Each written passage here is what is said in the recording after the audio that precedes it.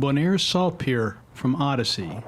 The salt chips are not here today, so tourists from all over the world park their rental trucks and go in for a snorkel or dive. We leave knowing that the best time to dive Salt Pier begins at dusk. Hey guys, welcome back. This is Rich. In this episode, we're going to be diving Bonaire's famous Salt Pier at night.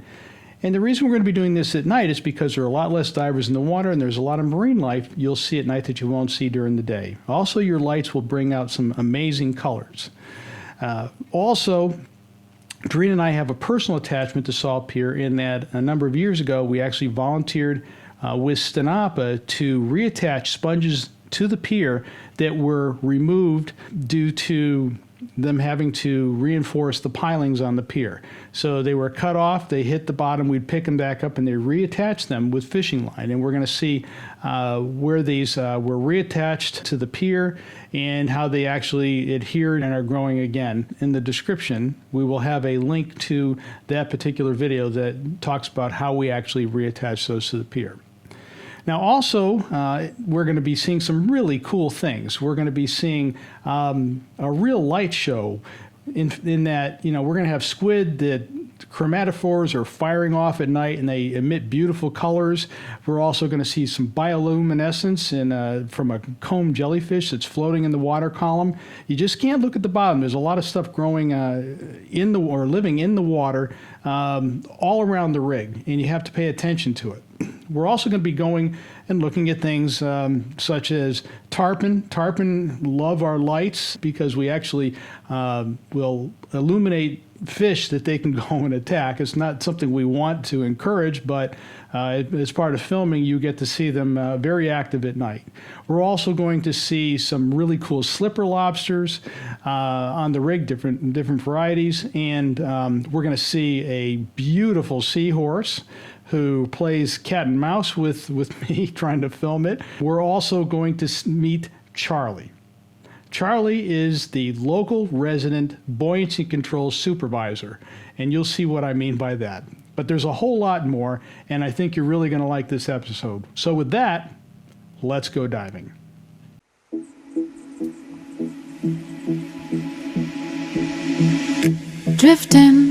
This is the story of two divers that left the corporate world to move to Bonaire to live a diver's life by the sea.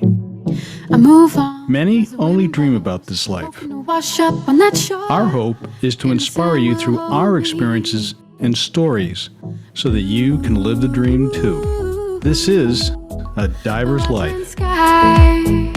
Reflection in my eye, and it's true, so true, that my life is a she-side. Is a she-side. Is a she-side. Is a seaside.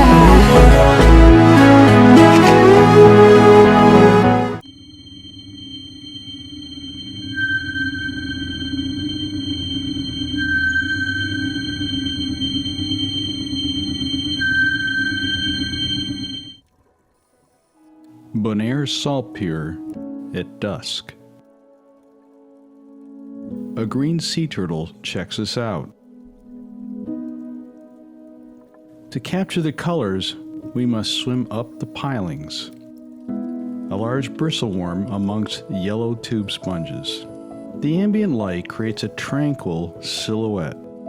The pilings are a haven for marine life like this basket star. A sea rod flutters in the current. Purple sergeant major nests are everywhere. A brittle star.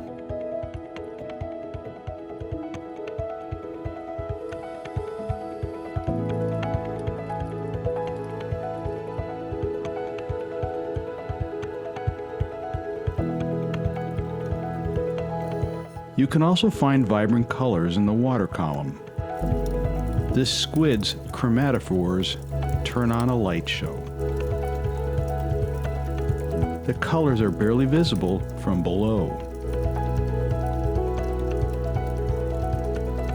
some marine life emits a cold bioluminescent light. Less than 20% of this light generates thermal radiation. Tarpon attack small fish illuminated by our lights at the top of the pilings. What can we find on the seafloor?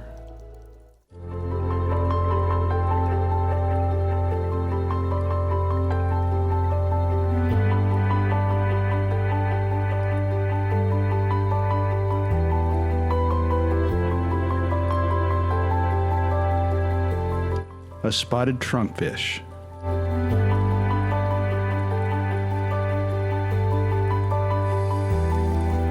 A slipper lobster takes a walk in our lights.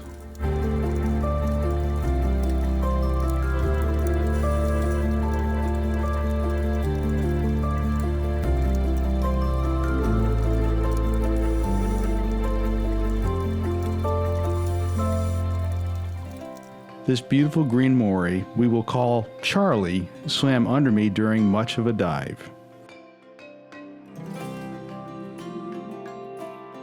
It was probably thinking I was hunting lionfish.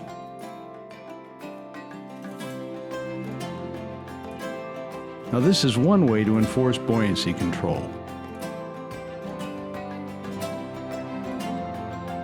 One thing is clear, there aren't many green morays as handsome as Charlie. So the next time you come by Salt Pier and you want to brush up on your buoyancy, look 'em up.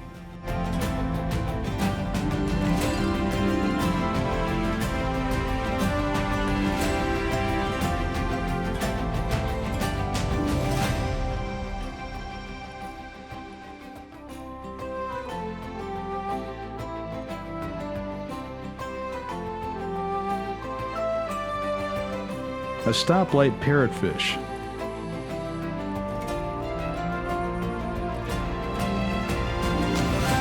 Two small slipper lobsters hung around the base of this piling. Can you see them? Let's focus on the scattered Pore rope sponges, an amazing area often overlooked by divers. These sponges form a safety barrier, and the algae within provides a source of food. Even this hermit crab feels safe to come out. A trumpet fish is barely visible within the web of rope sponges. Crabs can be found within and against the pilings.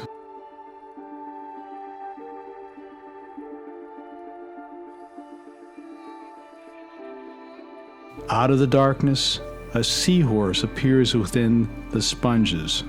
It starts out with a whitish color. Its color changes to one that is more orange. To get closer with my lights, we begin to play cat and mouse.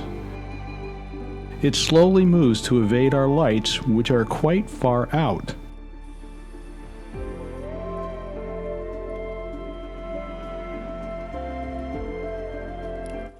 They move with such grace, they almost put you in a trance.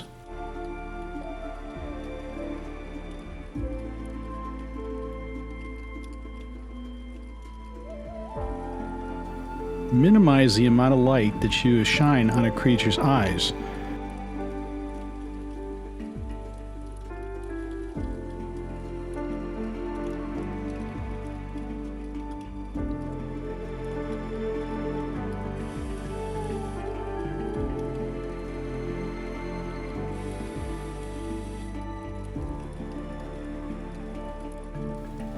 It wraps its tail around a sponge.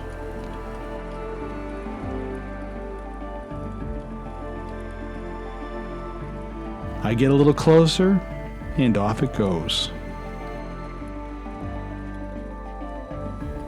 We decide to move on to leave it to its safety. We move back up the pilings to see where we had reattached sponges with fishing line back when they were servicing the pier. Brittle star legs often poke out of sponges where they are hiding. A ring of sponges indicate where sponges were reattached.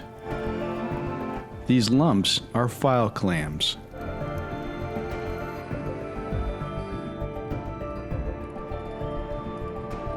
Possible bite marks from a hawksbill turtle.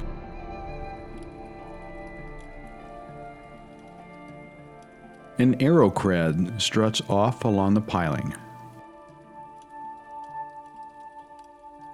It is time to head in.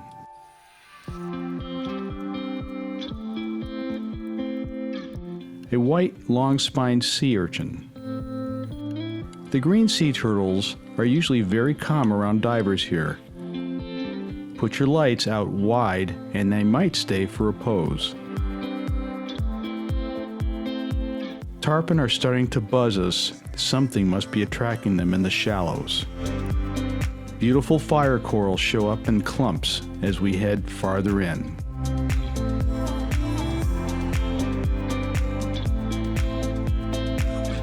Gorgonians appear. A school of silversides have moved in.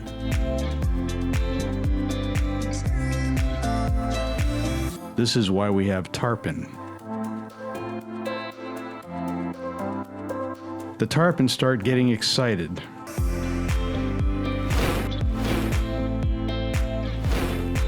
The silversides get denser and start nipping at our hands.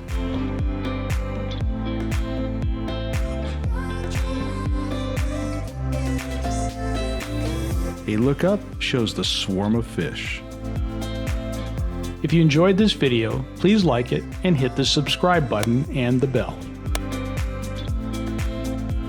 It goes a long way to supporting this channel and helps you to know when new content is released.